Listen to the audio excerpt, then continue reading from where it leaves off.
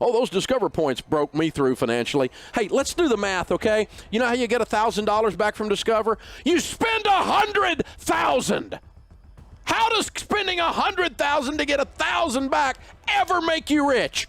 Where did you take your math class? Brace yourselves for some drama as we take a look at some of the fiercest discussions on The Ramsey Show. Welcome to Dave Ramsey Podcast's most heated moments. So many years ago, a couple of young guys started a company called Timeshare Exit Team, and they were advertising on a small radio station or two here or there, and they got in touch with us and said, we want to come on the Dave Ramsey Show because you hate timeshares as much as we do, and we have a way to get people out of timeshares. Watch the controversy unfold in the epic rant when two young boys shared their idea to rescue people from their timeshares. Dave liked it. Here's what he said.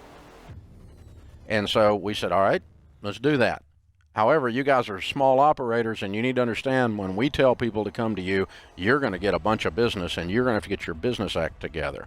That seems like the right advice. So what happened next? Did people like the business? Let's find out. To say that their business exploded when I came on the air and told people Timeshare Exit Team will get you out is an understatement.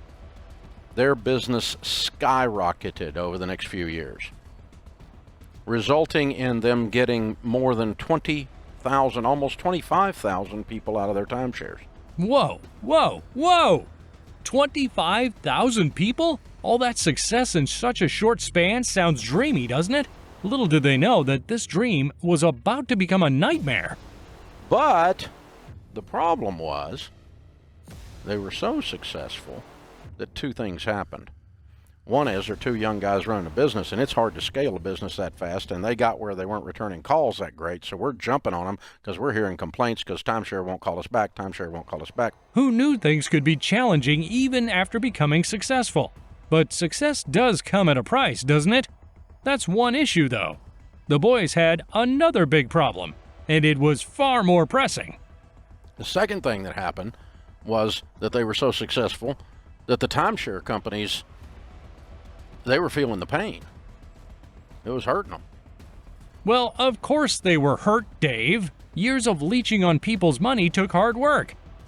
And now they were being threatened? Ouch!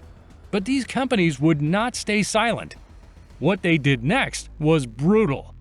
And so Mike Flasky, the CEO of Diamond, which has just recently been bought by Hilton Wyndham, Mike Flasky stands up in front of the ARDA and says, I'm going to commit $1 million to putting timeshare exit companies out of business. Anyone who comes at us to make us let our customers go that we're screwing, we're going to put them out of business. Even though it makes sense for them to do that, the method they chose was harsh. Not only did they tarnish Timeshare Exit Team's members' reputation, but they went as far as bringing dirt on Dave? They've gotten bad stories written about people, including they're going after me now. They've gotten the Attorney General in the state of Washington to try to prove that there was something false going on, and there wasn't. Woo!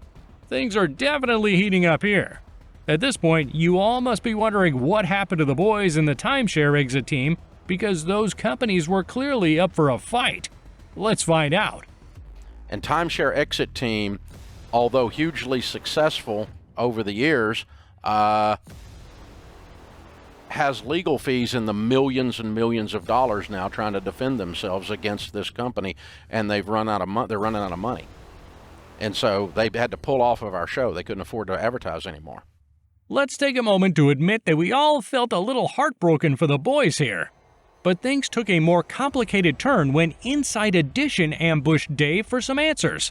Well, Dave has a reply for you.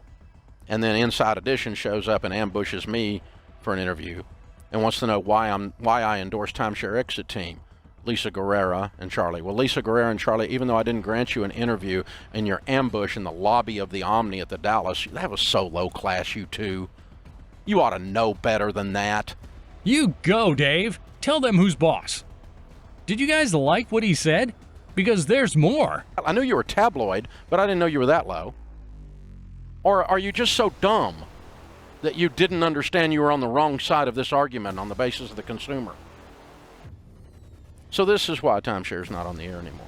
Timeshare Exit Team. But guess who's still on the air? me.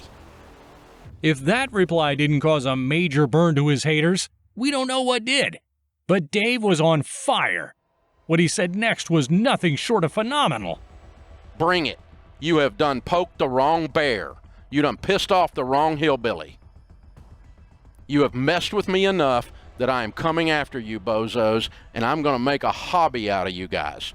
Somebody turn on the fan because things just got fuming hot here. You better watch out for yourself, Mickey, because you've got Dave boiling with anger.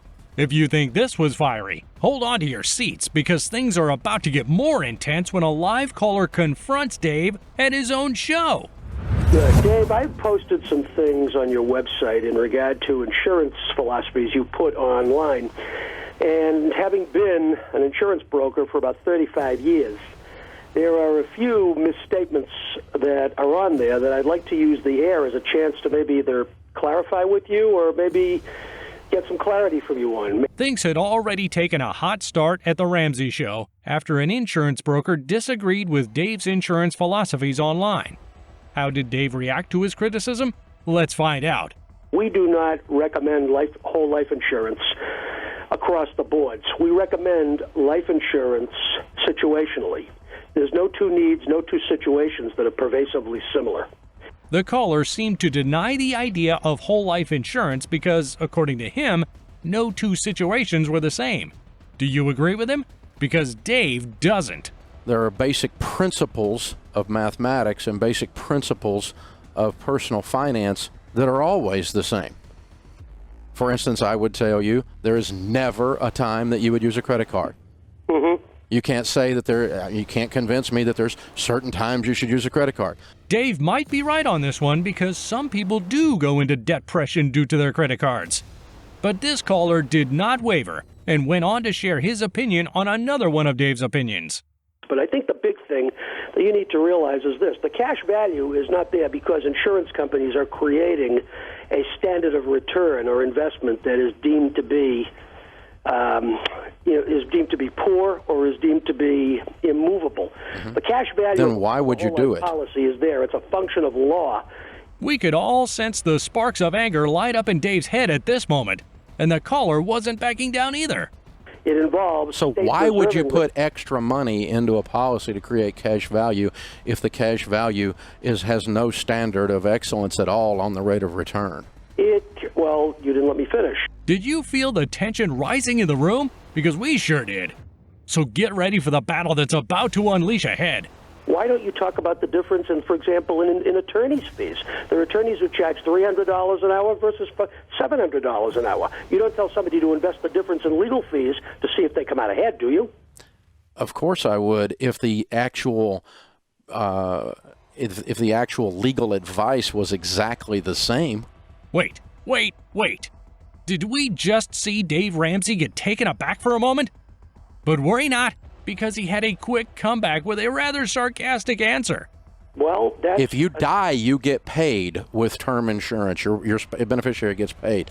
Pretty simple formula. If you die with whole life insurance, your beneficiary gets paid only the face amount after you've paid 20 times more for the policy.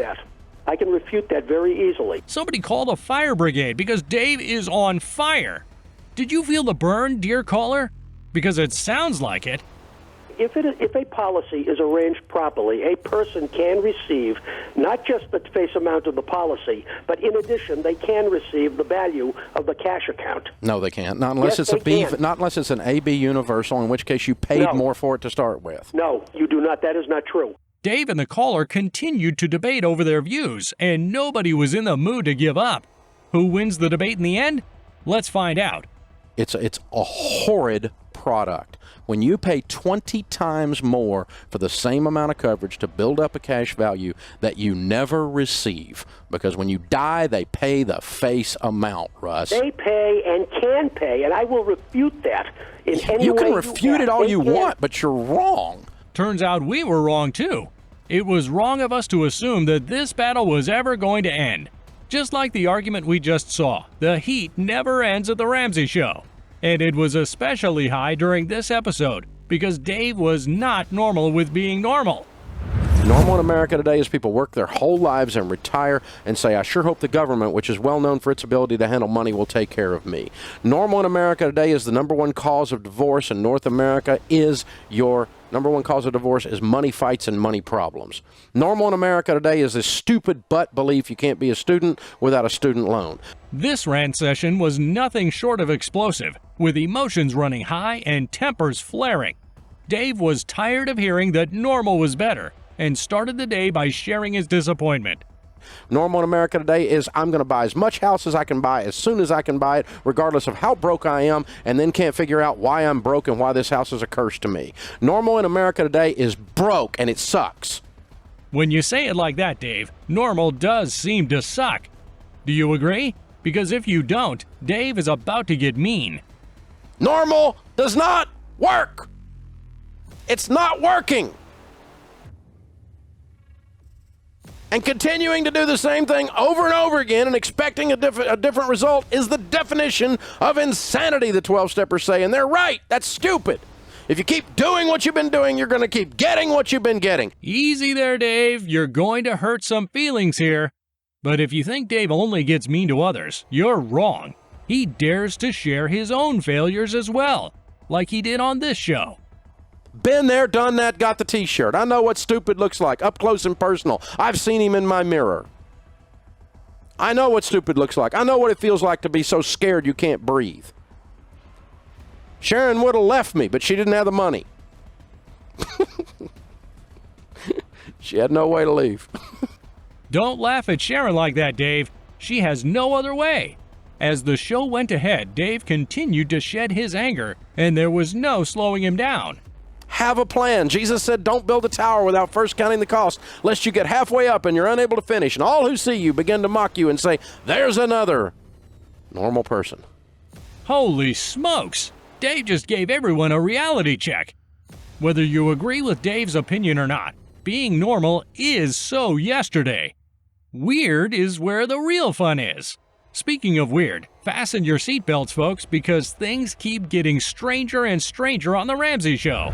All of the millionaires that we interview, unless they inherited the money, which is very, very few of them, less than 10% of them inherited the money, did it by saving and investing their income. They did not give their income to Sally Mae.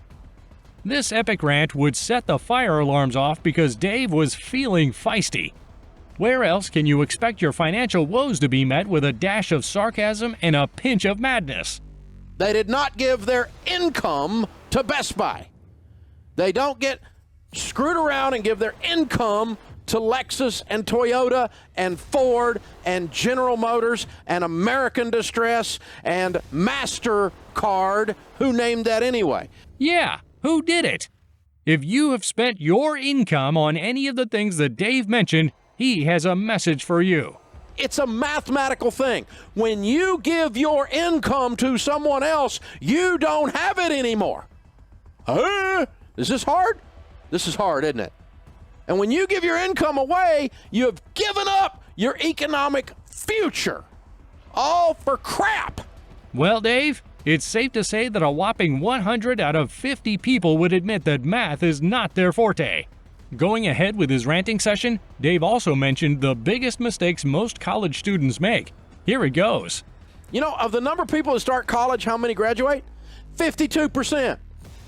That's an investment in my future. Said the other 48% that are sitting at home with no freaking degree, but by God, they got the student loan debt. And you know how you get rid of Sally Mae? You either pay her off in full or you die. That's the only way that woman goes away. Yikes! Dave did not seem to be calming down, and his anger at people's bad financial choices was only getting higher.